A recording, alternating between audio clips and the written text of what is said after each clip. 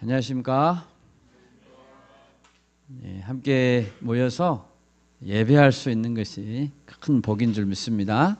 아멘. 오늘 아침 모 라디오 방송에서 이런 멘트를 하는 것을 들었습니다. 어젯밤에 일찍 주무신 분들이 부러운 아침입니다. 하나님께서 대한민국을 아직도 사랑하고 계시는구나 라는 것을 느꼈고, 일이 더 확산되지 않은 것을 감사했습니다. 우리나라가 열방의 제사장의 사명을 감당할 수 있기를 소원하고, 그러기 위해서 하나님께서 이 나라를 더욱 긍휼히 여겨주시기를 간절히 기도할 뿐입니다. 오늘 본문 17절 말씀을 보십시오. 예수께서 예루살렘으로 올라가려 하실 때라고 했습니다. 오늘 본문은 예수님께서 자기 고향 갈릴리에서 출발하여 예루살렘으로 올라가시는 길에서 그 노중에 제자들에게 나누신 말씀입니다. 예루살렘을 향한 예수님의 이 발걸음은 예수님 인생의 마지막 여정이었습니다. 갈릴리에서 예루살렘까지 남쪽으로 쭉 내려와야 되는데요, 그 거리는 약 200km라고 합니다. 광주에서 부산까지 가는 거리하고 비슷하네요. 단순 계산해서 하루에 약 20km를 걷는다면 열흘이 걸리는 거리이고, 시속 100km 차로 쉬지 않고 달리면 2시간이면 갈 수 있는 거리입니다. 예수님은 이런 길을 가시면서 길 위에서 제자들과 여러 이야기를 나눴습니다. 예수님과 함께 걷는 시간들은 가르침의 시간, 도전의 시간, 그리고 자신들을 돌아볼 수 있는 귀한 시간들이었습니다. 오늘 말씀에서 예수님은 제자들이 무엇을 깨닫기를 원하셨을까요?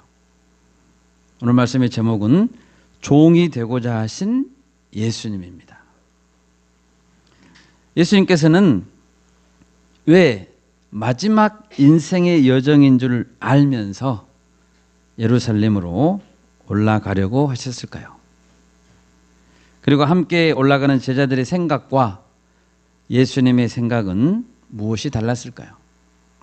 오늘 이 시간을 통해서 우리도 예수님의 말씀에 귀를 기울이고 주님과 함께 걷는 시간이 될 수 있기를 바랍니다.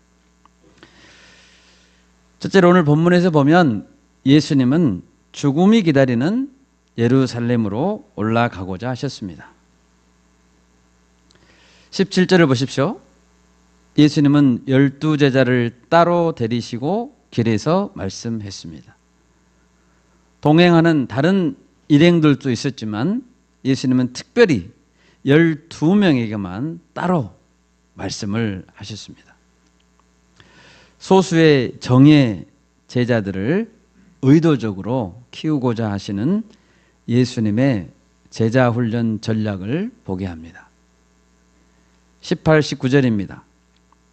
보라, 우리가 예루살렘으로 올라가노니 인자가 대제사장들과 서기관들에게 넘겨짐에 그들이 죽이기로 결의하고 이방인들에게 넘겨주어 그를 조롱하며 채찍질하며 십자가에 못 박게 할 것이나 제3일에 살아나리라. 예수님의 십자가와 부활은 예수님의 지상 사역의 핵심 중에 핵심이었습니다.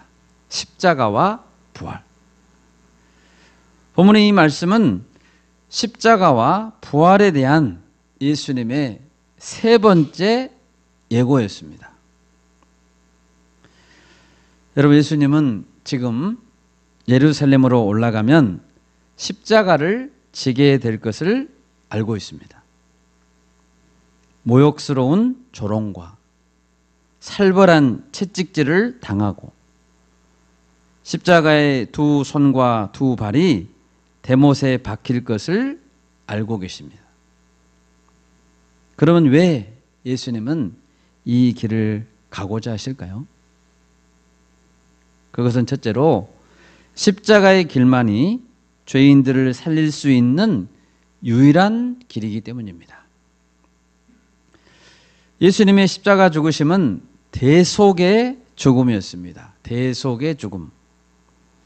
본문 28절에서도 예수님은 말씀했습니다. 인자가 온 것은 자기 목숨을 많은 사람의 대속물로 주려 함이니라. 대속물이란 노예나 포로를 해방시킬 때 지불하는 몸값입니다.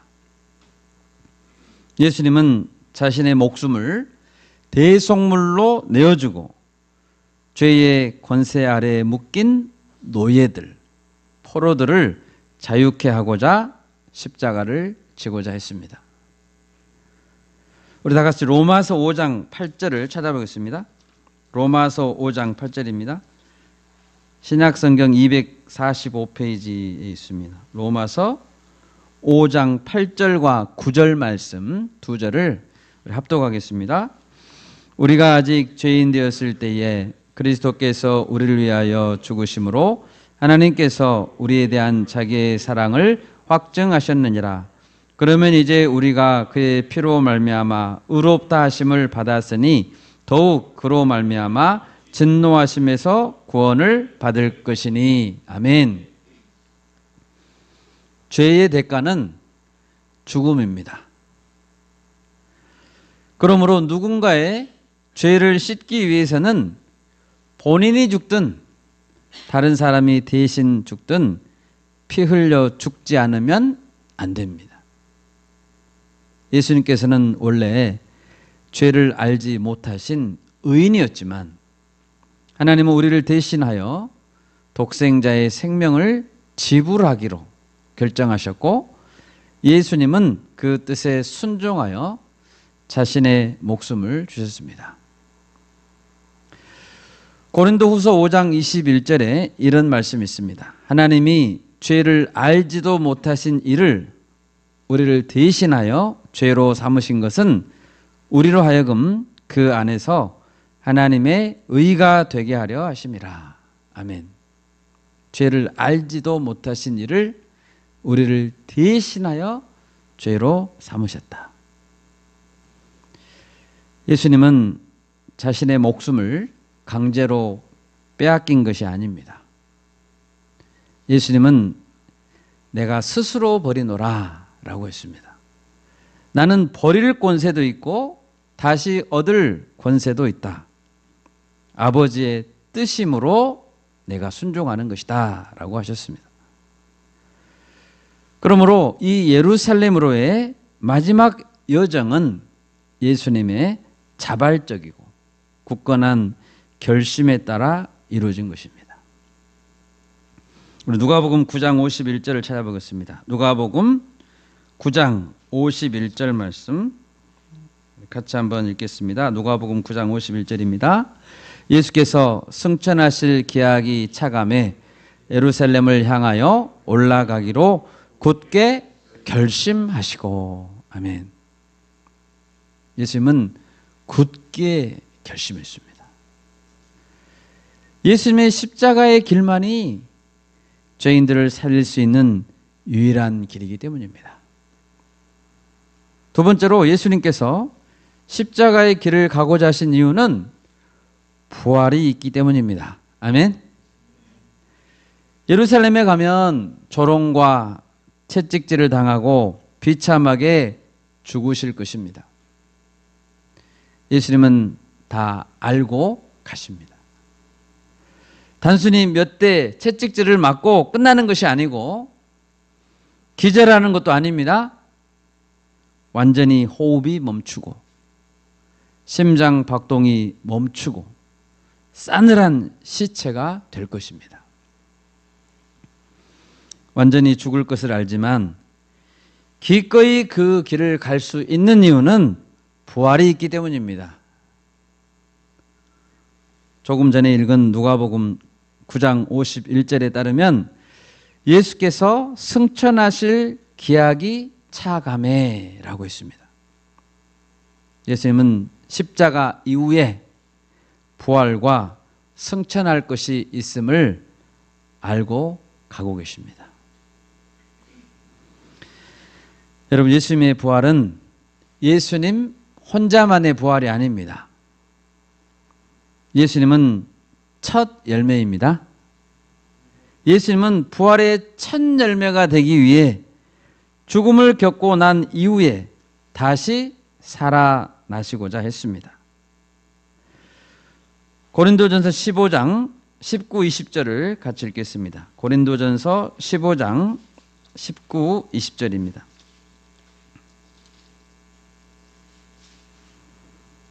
고린도전서 15장 19, 20절 같이 읽겠습니다. 만일 그리스도 안에서 우리가 바라는 것이 다만 이 세상의 삶뿐이면 모든 사람 가운데 우리가 더욱 불쌍한 자이리라. 그러나 이제 그리스도께서 죽은 자 가운데서 다시 살아나사 잠자는 자들의 첫 열매가 되셨도다. 아멘. 그리스도를 위해 애쓰는 자들, 그리스도를 위해 고난받는 성도는 불쌍한 자들이 아닙니다. 아멘. 그들이 더 이상 불쌍한 자들이 아니다, 너희는 불쌍한 자들이 아니다 라는 것을 증명하기 위해서 예수님은 다시 살아나셔서 첫 열매가 되고 나셨습니다.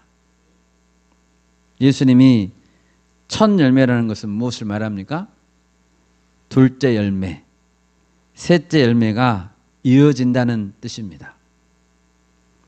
앞으로 수많은 부활의 열매들이 주렁주렁 맺을 것이라는 예고입니다. 예수님의 부활은 단지 죽은 자의 부활이란 진짜 있는 것이구나 라는 것만을 의미하지 않고 이제부터 믿음 안에서 죽는 자는 예수님처럼 부활하겠구나 라는 것을 믿게 합니다. 그러므로 그리스도께서 부활하신 것은 성도들이 가게 될 하나님 나라의 출발입니다.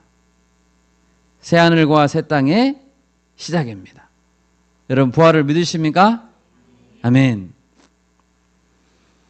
성도가 당할 고난도 있지만, 십자가도 있지만, 성도가 누릴 특권과 영광이 얼마나 놀랍습니까? 부활의 영광 얼마나 놀랍습니까? 예수님은 우리에게 말씀하셨습니다. 누구든지 나를 따라오려거든 자기를 부인하고 자기 십자가를 지고 나를 따를 것이니라. 우리가 믿음 생활을 하는 것은 날마다 내 십자가를 지는 삶이 되어야 합니다. 그런데 우리가 가는 길은 십자가 죽음에서 끝나지 않습니다. 아멘. 우리는 모두 부활의 열매들이 될 것입니다. 예수님께서 열어놓으신 새하늘과 새 땅의 영광을 우리는 누리게 될 것입니다. 그것을 위해서 예수님은 예루살렘으로 올라가고 계십니다. 둘째로 오늘 본문에서 알 수 있는 것은, 그런데 예수님의 제자들은 높은 자리만을 꿈꾸고 있었다라는 사실입니다. 본문 20절과 21절을 보십시오. 예수님의 제자들 중에 야고보와 요한의 어머니가 두 아들들을 예수님께 데려와서 요청했습니다. 나의 이 두 아들을 주의 나라에서 하나는 주의 우편에 하나는 주의 좌편에 앉게 명하소서. 어머니가 아들들을 대동해 가지고 와서 다 큰 아들들이죠. 예수님 제자들 되었으니까 다 큰 아들들인데 이렇게 데려왔습니다. 같은 내용의 마가복음 본문에서는 이렇게 기록합니다. 마가복음 10장 35절인데요. 세베대의 아들 야고보와 요한이 주께 나와 여짜오되 선생님이여 무엇이든지 우리가 구하는 바를 우리에게 하여 주시기를 원하옵나이다. 어머니와 함께 왔든지 아니면 형제 둘이 왔든지 여하튼 왔습니다. 그들은 예수님께 나와서 원하는 것을 요청했습니다.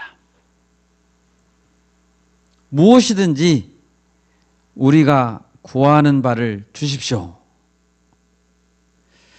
여러분, 얼마나 당혹스럽고 불손한 요청입니까?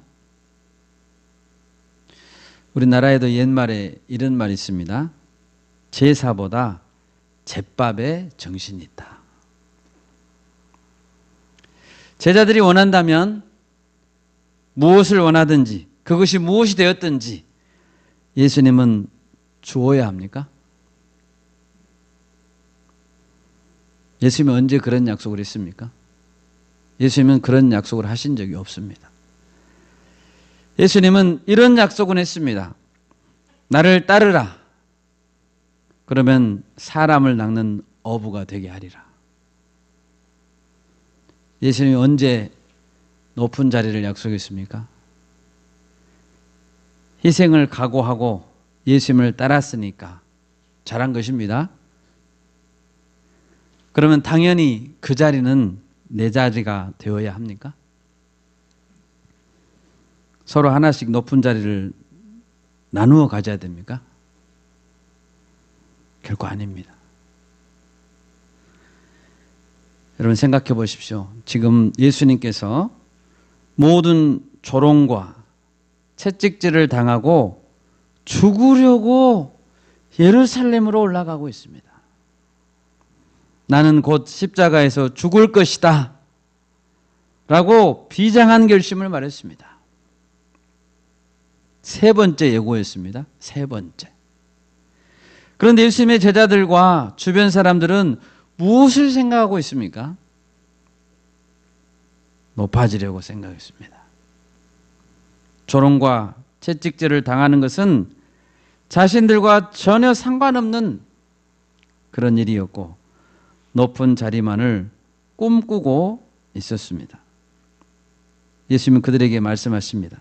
너희는 너희가 구하는 것을 알지 못하는도다. 내가 마시려는 잔을 너희가 마실 수 있느냐? 그들은 할 수 있습니다 라고 말했지만 그 잔이 무엇인지 잘 모르고 대답하는 것입니다. 십자가에 대한 첫 번째 예고는 마태복음 16장에서 베드로의 유명한 고백 직후였습니다.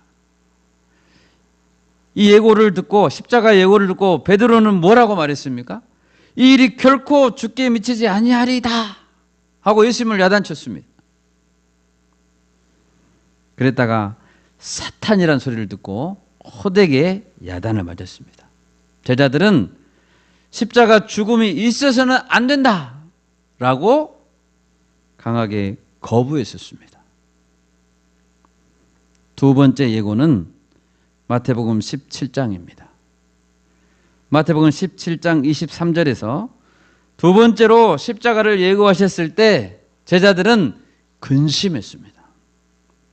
죽임을 당하고 제3일에 살아나리라 하시니 제자들이 매우 근심하더라.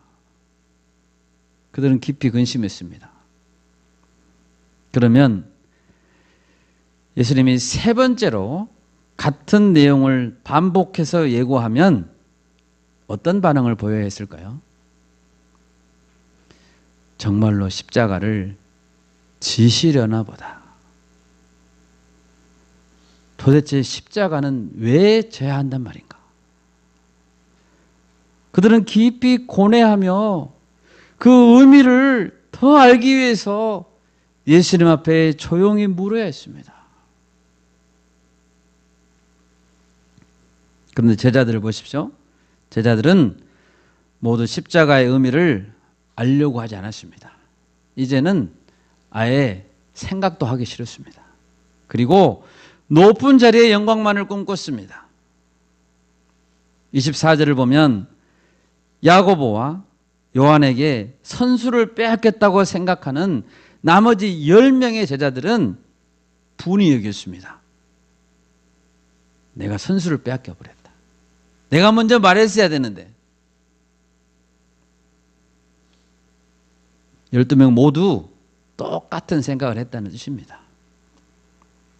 더군다나 야고보와 요한 그리고 베드로 이 세 명은 변화산에 예수님과 함께 올랐었죠. 그리고 모세와 엘리야와 함께 예수님이 대화하시는 것을 보았고 예수님이 변형되시는 것을 보았고 하나님의 음성까지 들었던 자들 아닙니까? 이는 내 사랑하는 아들이요 내 기뻐하는 자니 너희는 그의 말을 들으라. 그 영광까지도 본 제자들이 왜 세상의 자리를 탐했을까요? 예수님이 왜 십자가의 길을 가고자 하시는지 제자들은 예수님의 말씀을 깊이 듣고 그 의미를 새겨야 했었던 것입니다. 여러분, 예수님은 왜 누구를 위해 죽고자 하십니까? 바로 제자들을 위해, 그들을 살리기 위해 죽고자 하십니다. 나를 위해 대신 죽고자 길을 옆에서 가고 있는 자가 있는데 나는 그 죽음을 이용해서 출세를 꿈꾼다면 얼마나 이기적이고 얼마나 철없는 행동입니까? 예수님 얼마나 마음이 아팠을까요? 사람은 누구나 큰 자가 되고자 합니다. 큰 자가 되어서 사람들 앞에서 인정받고 사람들을 자기 마음대로 다스리고 좋은 옷, 좋은 음식을 누리고 권세를 부리고자 합니다. 여러분, 죄를 회개하라 라는 바른 말을 듣지 않고 남들 위해 군림하거나 부유함을 누리고자 하는 마음, 그것은 무서운 죄입니다. 구약의 엘리사 선지자 때에 아람 왕의 군대 장관 나아만이 나병에 걸렸었는데 요단강에 와서 7번 씻고 깨끗이 나음받았던 사건이 있었습니다. 이때 나아만 장군은 엘리사 선지자에게 예물을 주면서 제발 받아주십시오 라고 강권했지만 엘리사는 끝까지 거절했습니다. 그런데 엘리사의 사환 게하시는 나아만을 쫓아가서 기어이 예물을 받아내고 말았습니다. 나중에 이 사실을 안 엘리사는 사환 게하시에게 어떻게 말했습니까? 우리 열왕기하 5장 찾아보겠습니다. 열왕기하 5장 26, 27절입니다. 열왕기하 5장 26, 27절입니다. 같이 읽겠습니다. 엘리사가 이르되 한 사람이 수레에서 내려 너를 맞이할 때에 내 마음이 함께 가지 아니하였느냐. 지금은 어찌 은을 받으며 옷을 받으며 감람원이나 포도원이나 양이나 소나 남종이나 여종을 받을 때이냐. 그러므로 나아만의 나병이 내게 들어 네 자손에게 미쳐 영원토록 이르리라 하니 게하시가 그 앞에서 물러나오매 나병이 발하여 눈같이 되었더라. 아멘. 지금이 어찌 은을 받으며 옷을 받을 때냐. 예수님의 죽음, 십자가가 눈앞에 있는데 지금이 높은 자리를 어찌 요구할 때란 말이냐. 여러분, 영광은 이 땅에서 누리지 말고 천국에서 누립시다. 아멘. 아멘. 그럼 예수님은 야고보와 요한에게 무엇이라고 대답했습니까? 너희가 과연 내 잔을 마시려니와. 먼저 예수님은 그들이 십자가의 고난의 잔을 결국 마실 것이라고 말씀했습니다. 장차 야고보와 요한 형제가 받을 고난에 대해 예고하신 것입니다. 여러분, 야고보와 요한 형제는 어떤 자들이었습니까? 그들은 세베대의 아들들로서 갈릴리 출신 어부들이었습니다. 그들은 본문에 나오는 것처럼 야심이 있었을 뿐만 아니라 성격이 과격한 자들이었습니다. 예수님께서 갈릴리에서 예루살렘까지 지금 마지막 여정을 가고 있는데 본문 직전에 다른 사건이 있었습니다. 그것은 사마리아에서 있었던 사건이었습니다. 예수님의 마지막 여정은 사마리아에서 복음을 전하고자 하신 것에서 시작했습니다. 그런데 사마리아 마을에서 그들이 예수님 일행과 복음을 받아들이지 않았습니다. 우리 누가복음 9장을 찾아보겠습니다. 누가복음 9장 51절에서 55절 말씀까지 한번 읽어보겠습니다. 51절에서 55절입니다. 예수께서 승천하실 기약이 차감해 예루살렘을 향하여 올라가기로 굳게 결심하시고 사자들을 앞서 보내심에 그들이 가서 예수를 위하여 준비하려고 사마리아인의 한 마을에 들어갔더니 예수께서 예루살렘을 향하여 가시기 때문에 그들이 받아들이지 아니하는지라. 제자 야고보와 요한이 이를 보고 이르되 주여, 우리가 불을 명하여 하늘로부터 내려 저들을 멸하라 하기를 원하시나이까. 예수께서 돌아보시며 꾸짖으시고. 아멘. 야고보와 요한의 말을 보십시오. 주여, 우리가 불을 명하여 하늘로부터 내려 저들을 멸하라 하기를 원하시나이까? 예수님을 받아들이지 않고 복음 전도를 받아들이지 않으면 당장에 불로 다 태워 죽여야 됩니까? 나와 생각이 같지 않으면 죽여야 됩니까? 그렇지 않습니다. 그런데도 이 형제들은 이렇게 과격했습니다. 불로 그냥 다 태워버립시다. 예수님은 이 야고보와 요한 이 두 명의 성격을 아시고 별명을 붙여줬습니다. 마가복음 3장 17절인데요. 또 세베대 아들 야고보와 야고보의 형제 요한이니 그 둘에게는 보아너게 곧 우레의 아들이란 이름을 더하셨으며. 우레의 아들, 성격이 얼마나 과격하고 급했으면 예수님의 별명을 지어줬습니다. 멋진 별명이 아니고 수치스러운 별명이에요. 예수님은 그걸 통해서 깨달으라는 거죠. 예수님은 그 형제에게 보아너게 너희들은 우레의 아들들이다 라는 뜻이었습니다.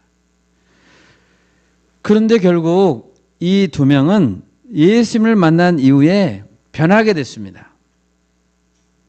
하늘을 찌를 듯한 인간적 야심이 강했던 형 야고보, 야심이 강했습니다. 이 야고보는 12 제자들 중에 가장 먼저 순교를 당했습니다.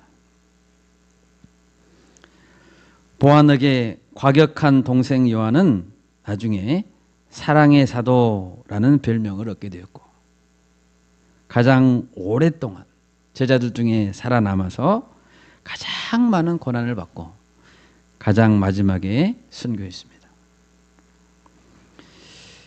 이 형제 둘은 예수님 말씀처럼 결국 잔을 마셨습니다.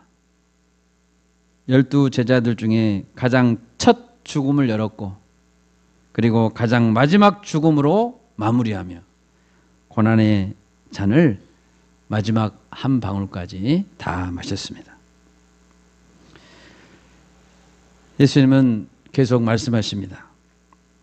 그러나 누가 높은 자리에 앉고 누가 낮은 자리에 앉을 것인가는 하나님이 정하신다. 23절에 보면 예수님은 내가 주는 것이 아니라 내 아버지께서 누구를 위하여 예비하셨든지 그들이 얻을 것이니라. 큰 자가 되는 것은 자기가 되고 싶다고 올라갈 수 있는 것이 아닙니다. 세상을 다스리시는 분은 하나님이십니다. 예수님은 하나님을 내 아버지라고 불렀습니다. 여러분, 세상은 누가 다스리십니까? 우리 눈에 보이진 않지만 하나님께서 다스리고 계십니다. 아무리 뛰어난 인간, 아무리 권력이 센 인간이라 할지라도 세상을 자기 마음대로 다스릴 수 없습니다. 세상을 다스리는 것은 인간의 의지, 어떤 단체의 노력에 달린 문제가 아닙니다. 오직 하나님 뜻에 달려있는 것입니다. 마지막 셋째로 본문에서 예수님은 섬김과 희생만이 가치 있고 영광스러운 삶이라고 하셨습니다. 그렇다면 예수님의 제자들은 세상의 집권자와 어떻게 달라야 됩니까? 26, 27절입니다. 우리 같이 한번 읽어볼까요? 26, 27절입니다. 너희 중에는 그렇지 않아야 하나니 너희 중에 누구든지 크고자 하는 자는 너희를 섬기는 자가 되고 너희 중에 누구든지 으뜸이 되고자 하는 자는 너희의 종이 되어야 하리라. 아멘. 하나님께서 보시기에 어떤 자가 큰 자, 위대한 자일까요? 섬기는 자, 이름 없이 종이 된 자들입니다. 하나님은 자신을 낮추는 자를 높이십니다. 왜 섬겨야 합니까? 왜 종이 되어야 합니까? 단지 섬기는 삶이 멋있어서입니까? 그것이 미덕이기 때문입니까? 좋은 성품을 가지라는 뜻입니까? 그런 것이 아닙니다. 예수님은 왜 섬기러 오셨다고 말씀했습니까? 28절입니다. 인자가 온 것은 섬김을 받으려 함이 아니라 도리어 섬기려 하고 자기 목숨을 많은 사람의 대속물로 주려 함이니라. 예수님의 섬김의 목적은 대속물이 되기 위함이었습니다. 섬기는 삶이 멋있기 때문이 아니에요. 대속물이 되기 위함이었습니다. 다른 생명을 살리고자 함입니다. 사도 바울은 왜 사람들을 섬기고 낮아졌을까요? 우리 고린도전서 4장 찾아보겠습니다. 고린도전서 4장. 고린도전서 4장 11절에서 15절까지 우리 한번 같이 읽겠습니다. 11절에서 15절입니다. 바로 이 시각까지 우리가 줄이고 목마르며 헐벗고 매맞으며 정처가 없고 또 수고하여 친히 손으로 일을 하며 모욕을 당한 즉 축복하고 박해를 받은 즉 참고 비방을 받은 즉 권면하니 우리가 지금까지 세상의 더러운 것과 만물의 찌꺼기 같이 되었도다. 내가 너희를 부끄럽게 하려고 이것을 쓰는 것이 아니라 오직 너희를 내 사랑하는 자녀같이 권하려 하는 것이라. 그리스도 안에서 일만 스승이 있으되 아버지는 많지 아니하되 그리스도 예수 안에서 내가 복음으로써 너희를 낳았음이라. 아멘. 섬김은 입으로 하는 것이 아니라 몸으로 하는 것입니다. 사도 바울이 낮아지고 섬겼던 이유는 복음으로써 영적 자녀를 낳고 키우기 위함이었습니다. 이번에 일본에 다녀오면서 고베를 방문했는데요. 고베 외국인 선교사 묘역에는 윌리엄 스크랜턴 선교사라는 분이 묻혀 있습니다. 그는 1856년 미국에서 태어났습니다.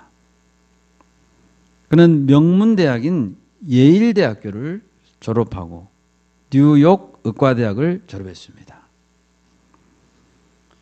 얼마나 뛰어난 사람입니까? 그런데 그는 안정된 삶을 버리고 한국 땅으로, 조선 땅이죠. 조선 땅으로 선교사로 왔습니다. 그리고 1885년 그가 30살 때에 조선에 도착해서 조선 사람들을 섬기기 시작했습니다. 30살 때부터. 그 당시 조선은 아주 가난하고 힘없는 나라였고 일본의 지배를 받고 있었습니다. 그는 불쌍한 조선 사람들을 돌봐주기 위해서 섬겼습니다. 그리고 66세에 일본에서 죽었습니다. 그는 고베에 묻혀 있는데 그 이유는 죽기 전에 일본에서 5년간 한국 사람들 위해 봉사하다가 죽었기 때문입니다. 그는 정말로 한국 사람을 깊이 사랑했던 선교사입니다. 그의 삶은 예수님을 본받기 위한 삶이었고 섬김과 희생의 삶이었습니다. 여러분, 이런 분들이 있기 때문에 우리가 하나님의 은혜를 입고 지금 축복을 누리는 줄 믿습니다. 섬김의 삶이 그를 위대하게 했습니다. 한동안 그의 무덤을 사람들이 찾지 못했습니다. 그런데 하나님은 기어이 찾아내게 하셨고 그의 정신을 기리게 했습니다. 여러분, 이 세상에 어느 누구도 자기 것을 남들에게 내주고 남들을 섬기기를 좋아하는 사람은 없습니다. 내 것이, 내 삶이 소중하기 때문입니다. 그런데도 예수님, 바울은 내어주는 삶을 살았습니다. 그리고 그를 닮은 많은 사람들이 그렇게 살았습니다. 예수님은 우리가 그렇게 살기를 원하십니다. 말씀을 맺겠습니다. 예수님이 십자가에서 죽고 부활하신 것은 우리 때문입니다. 우리를 다 용서하시고 우리의 구원자가 되기 위해 대속물로 죽으셨습니다. 그리고 예수님은 부활을 주심으로 우리의 진정한 소망이 되셨습니다. 남들 위해 높아지려는 마음, 내 마음대로 남들을 다스리려는 마음을 내려놓고 예수님처럼 섬김과 희생을 닮아갈 수 있기를 바랍니다. 야고보와 요한은 예수님을 만나고 나서 자신들의 야심, 자신들의 과격함을 내려놓고 사랑의 종들로 변화됐습니다. 하나님께서 이 시간에도 이름 없이 빛도 없이 섬기는 종들을 찾고 계십니다. 섬김으로써 우리가 영적 자녀를 많이 길러냅시다. 그리고 가장 가치 있는 영광스러운 인생을 살 수 있기를 소원합니다. 아멘. 제가 기도하겠습니다.